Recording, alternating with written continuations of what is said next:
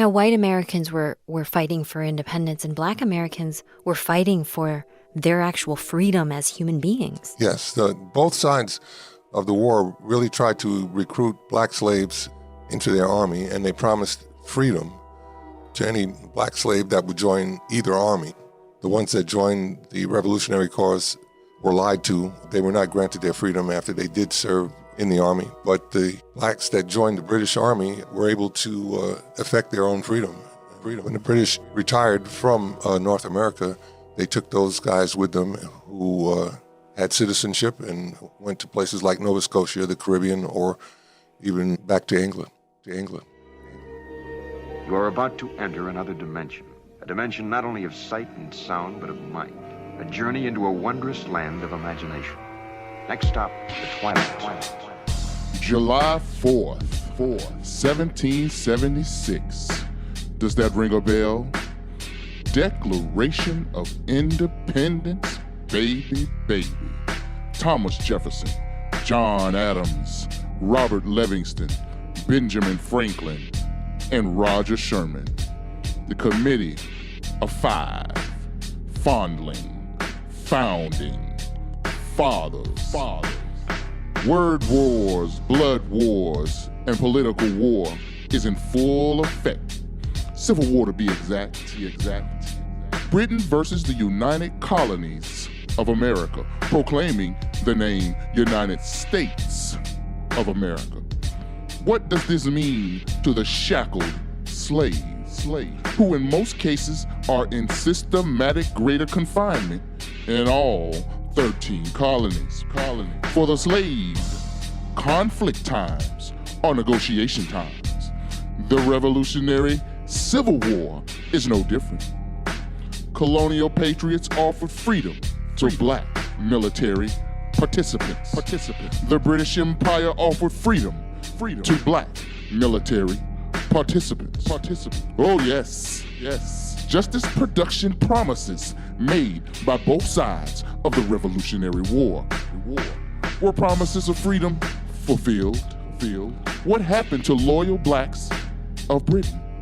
What became of the loyal blacks of the United Colonies, aka the United States? Oh yes. Who earned compensation? Who were betrayed? Our destination is always the same. We're headed for the solar system of less confusion. Coordinates set for the 4th of July.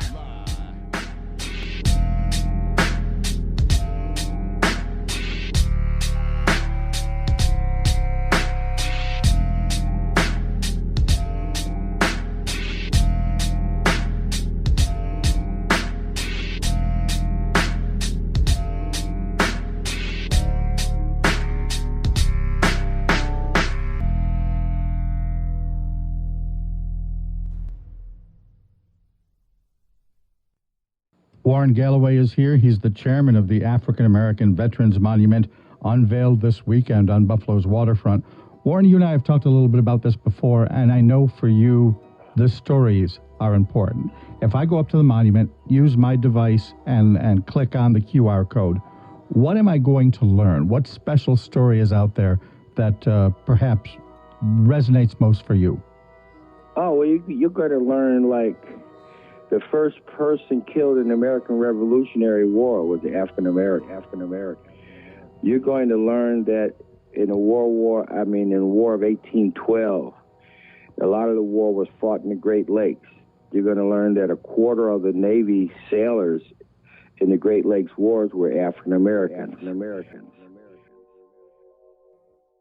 Oh, say, can you see by the dawn's early light what so proudly we hailed at the twilight's last gleaming, whose broad stripes and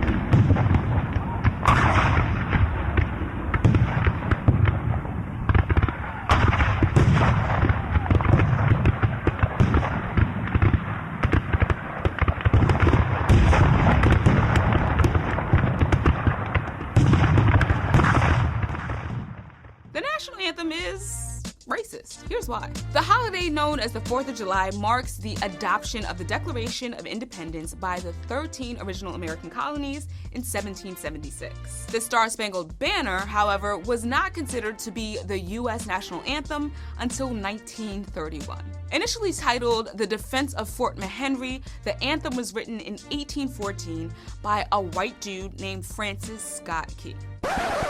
In order to understand why the national anthem is so problematic, you gotta know Key's backstory. For starters, Francis Scott Key didn't believe in freedom for all. In fact, he was a slave owner. He thought slaves were an inferior race of people who were untrustworthy and indolent. As district attorney for the city of Washington, he fought to defend slavery, opposing abolitionist cases. It's pretty fair to say dude was a racist. Back to the national anthem. The year was 1814. The US and the British were nearing the end of the War of 1812. Key was on a British ship in the Baltimore Harbor negotiating the release of his homie. Then on September 13, 1814, the British Navy launched an epic attack on Fort McHenry. It lasted 25 hours. Somehow the military base endured the attack, and the next day, the American flag was still standing. Key was so inspired by the sight of the flag that he wrote the Star-Spangled Banner, which started out as a 4-stanza lyrical poem. But that third stanza is flaming trash. And where is that band who so vauntingly swore that the havoc of war and the battle's confusion, a home and a country should leave us no more? Their blood hath washed out their foul footsteps' pollution. No refuge could save the hireling and slave from the terror of flight or the gloom of the grave, and the Star-Spangled Banner in triumph doth wave o'er the land of the free and the home of the brave. That's Jason Johnson. He's the political editor at The Root and an MSNBC contributor. His article, Star-Spangled Bigotry, The Hidden Racist History of the National Anthem, reintroduced this story into the nation's memory.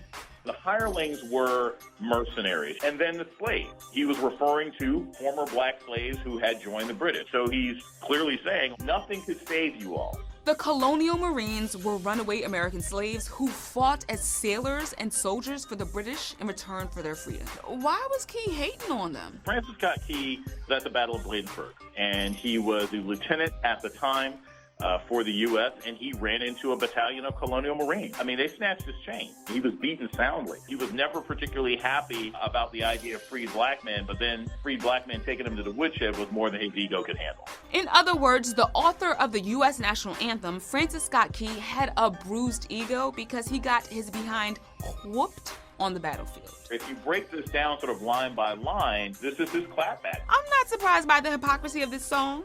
The national anthem, written by a slave-owning white man, condemns valiant black soldiers who were fighting for their own liberation. Anyone who tries to reformat and reboot and reconstitute and play linguistic gymnastics and view this stanza as something other than what it was is trying to put their 2018 attitudes as a way to rationalize and justify what was endemic white supremacy, white nationalism, and bigotry on the part of a man who lived to create what is supposed to be one of the most patriotic songs in American history. Land of the free, home of the brave. God bless America, I guess. Yes. You're going to learn that in spite of all the promises that African Americans received, that if you support us like the Union soldiers in the Civil War or the American or George Washington soldiers in the Revolutionary War, that you would be free. But in spite of all these, promises and the racism, that whenever the call of duty or the call for soldiers came out from any war, African Americans responded. So they, on one hand, they fought the enemy of America, but then when they came home, they had to fight the enemy of racism. So many of our soldiers had to fight two wars. In America, there were two different views of what the issues were all about. For European Americans, they wanted freedom from England. For black Americans, they wanted freedom from white people telling them what to do, enslaving them, or mistreating them. Blacks really had a lot of hope. They saw that maybe for their children and their children's children, it would be freedom that motivated a lot of people. During my research, I came across one name that really struck me, Peter Salem. Trained in a local militia, it's been said that he was a great marksman. So what we know about Peter Salem is that he was born about 1750 in Framingham, Massachusetts, to an enslaved family, Peter Salem's owner. He gives Peter the option that he could have his freedom if he joins the militia.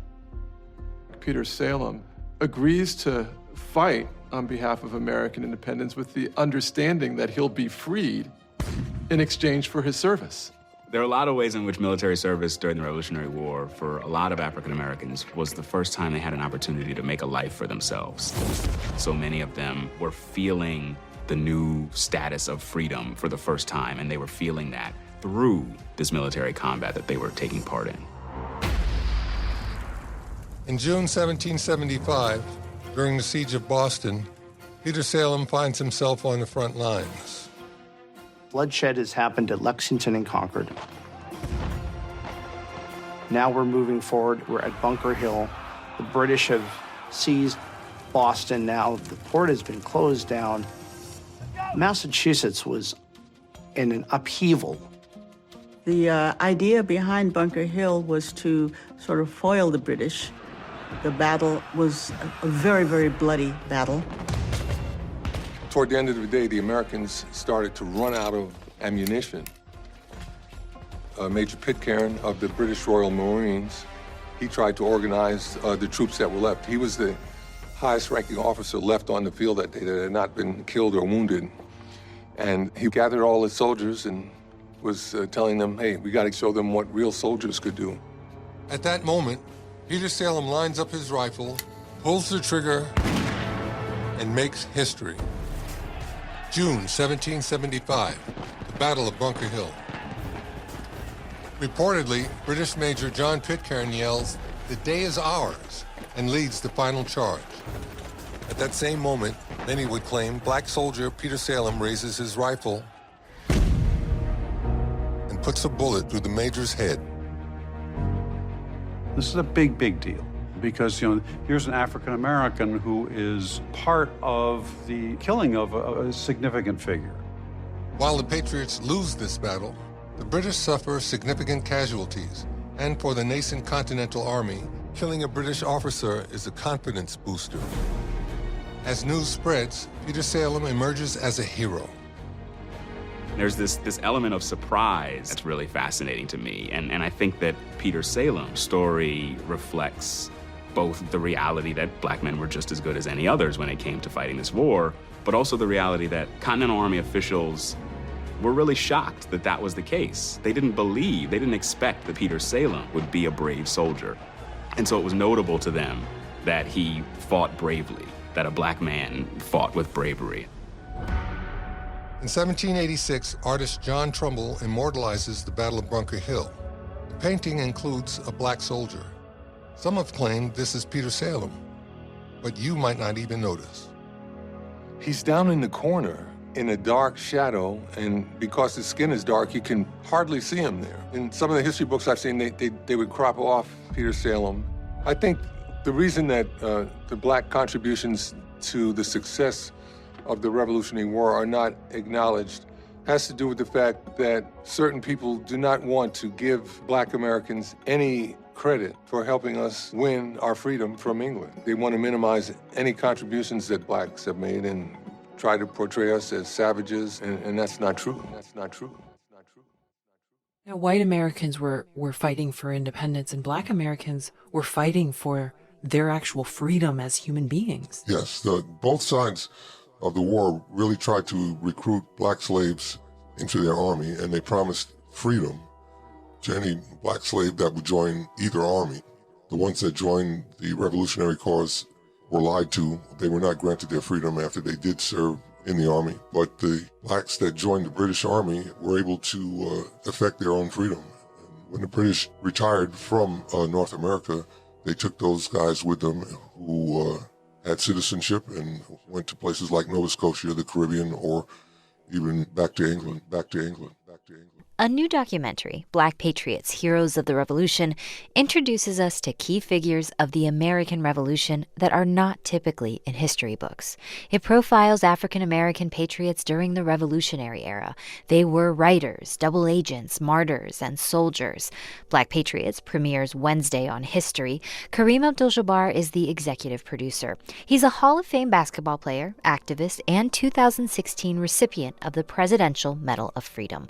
When I caught up with him, he told me that curiosity led him to this project. He wanted to learn more about the Black heroes who'd been written out of history. But he also says his connection to these stories is personal. You know, I was born and raised in New York City, in Manhattan, and the part of Manhattan that I lived in was the last part of Manhattan that George Washington controlled before he had to leave and escape and go to Valley Forge. And, I read about that incident in my history books, and I was surprised to find out that it happened in my neighborhood. So after that, my experience as a child, we often would find like musket balls and arrowheads in the parks right there in northern Manhattan. Really? You know, I felt a real connection to the history of that area. Why don't we know their stories already? Well, we don't know the stories already because people who write history books have focused on what European Americans thought and what their objectives were. This nation was founded by white people for white people at the time. Blacks were not allowed citizenship. Women were not allowed to vote. Native Americans were not allowed citizenship. You know, what was one of the stories that impacted you most? If you could recount one character, one moment that sticks with you.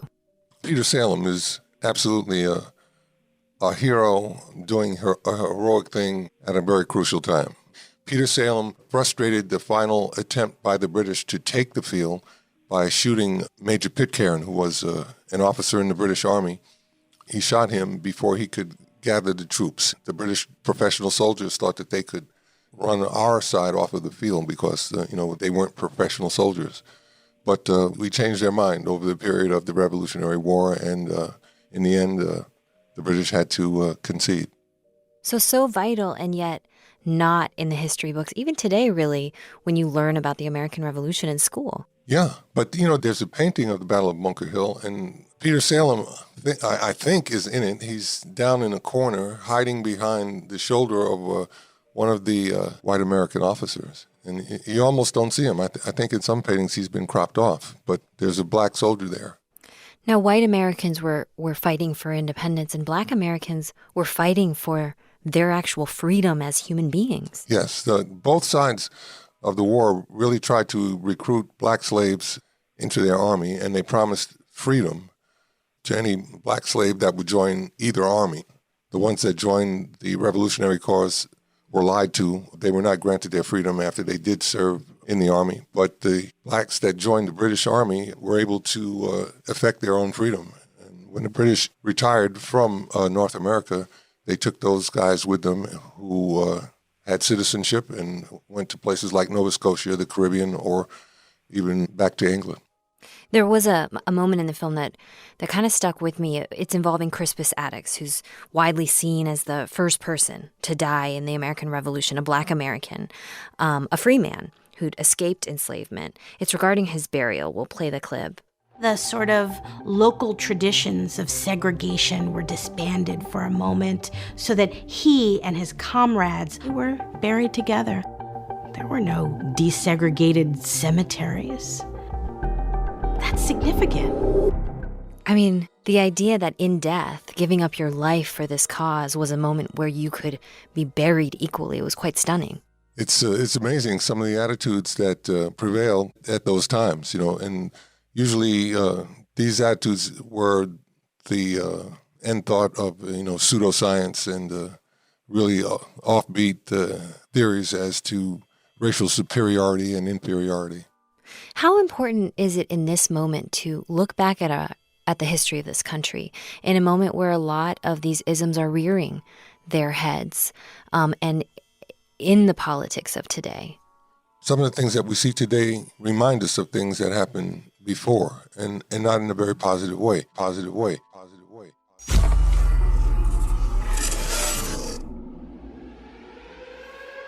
threat inbound to immediate shelter. This is not a drill. Esto es una emergencia.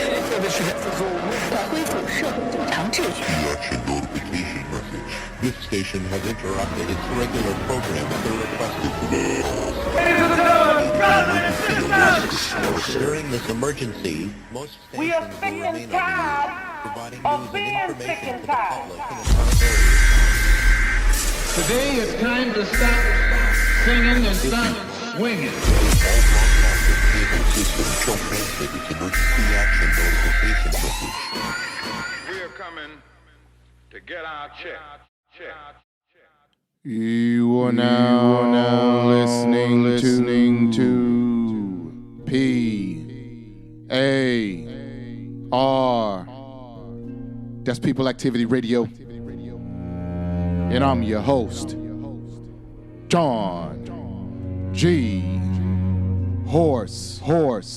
Welcome. You have indeed found your family in a peaceful place.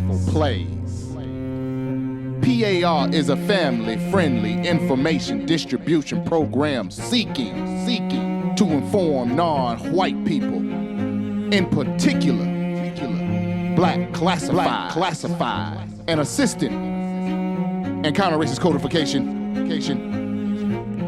The title of today's episode is Star Spangled Betrayal. One more time, I will repeat. The title of today's episode is Star Spangled Betrayal. Baby. You know how we do here on P.A.R. Let the beat. Sizzle in your spirit. Yes, indeed. Yes.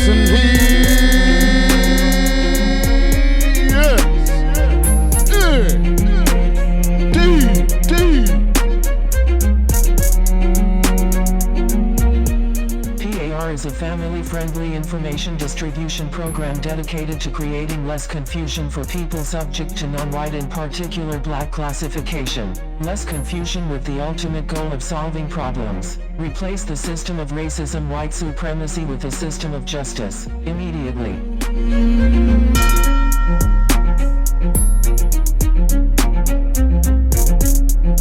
JohnGHorse's Cash App is $JohnHorse, capital H-O-R-S-E. Feel free to donate if you feel this program is constructive and worth your time. Feel free to donate if you feel this program is constructive and worth your time. 4th of July, baby. Oh yes, where do you begin? Where do we begin? Is always the question. And old John G ain't gonna sit here for 45 minutes breaking down each historical tidbit for you. Source material is at the front of the episode. We're at the rear. You understand me? But old John G's gonna take a couple of seconds to emphasize.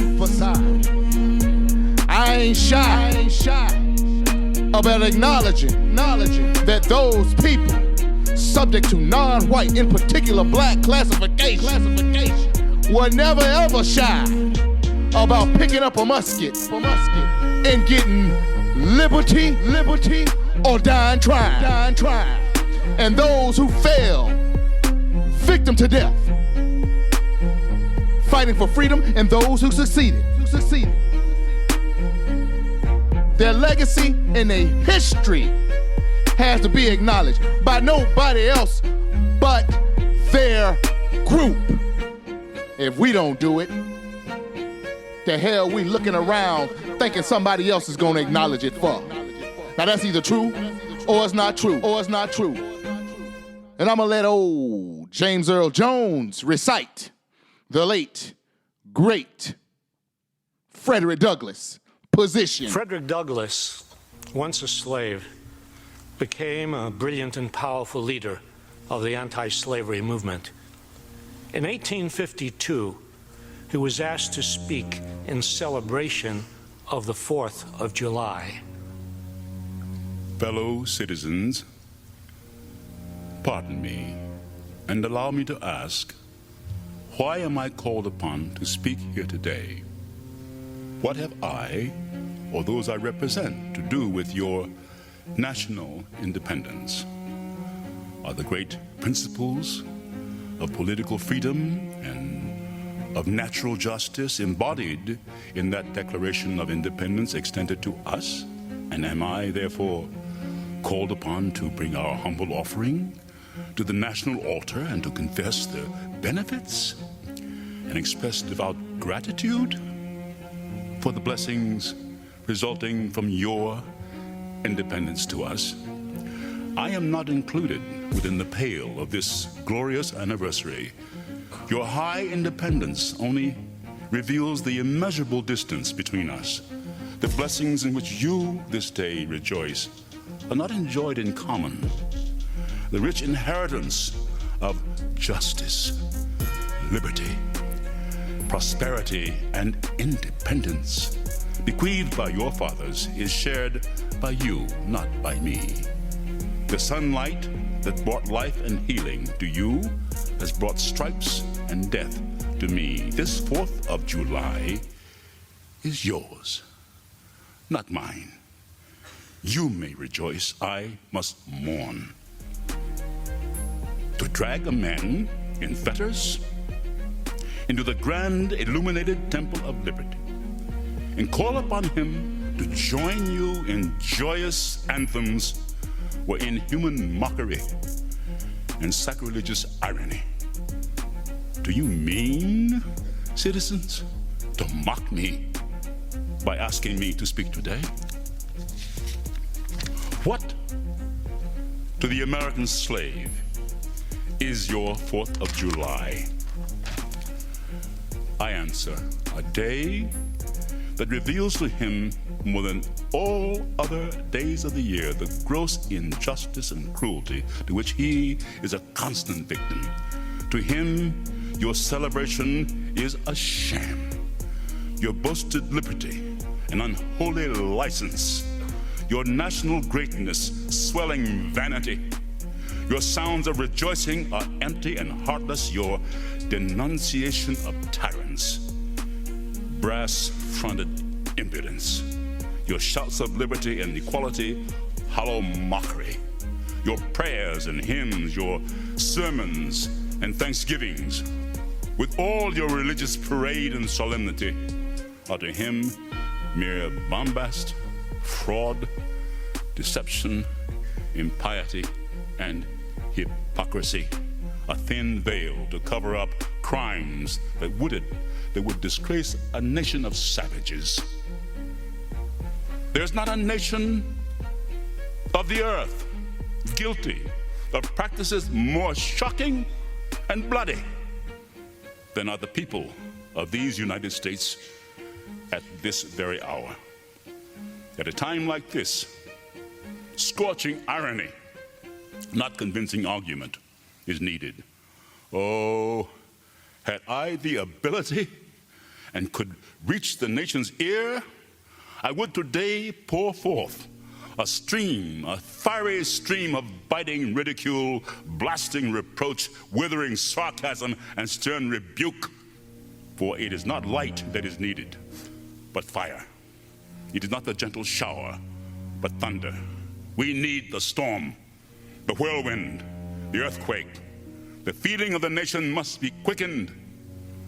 The conscience of the nation must be roused. The propriety of the nation must be startled. The hypocrisy of the nation must be exposed, and the crimes against God and man must be proclaimed and denounced. July 4th, baby. That was James Earl Jones reciting the speech of the late, great grandcessor, Fredrick Douglas. Straight no chaser. Bars. The United Colonies of America, aka the United States of America, offered to free coloreds classified as black. Justice and equality if they participated in the revolution against Great Britain. Slave owners offered to their chattel enslaved. Freedom if they participated in the revolution against Great Britain. Before their revolution, they were rejected, black classifieds. During conflict, they were recruited, black classified. And once the war was won, they were not granted the freedom that the United Colonies, aka the United States, promised. They got sent right back to the bondage of that there thing called black classification and slavery. Now that's either true or it's not true. And I hope I have contributed to less confusion. And always remember, keep learning and stay codified.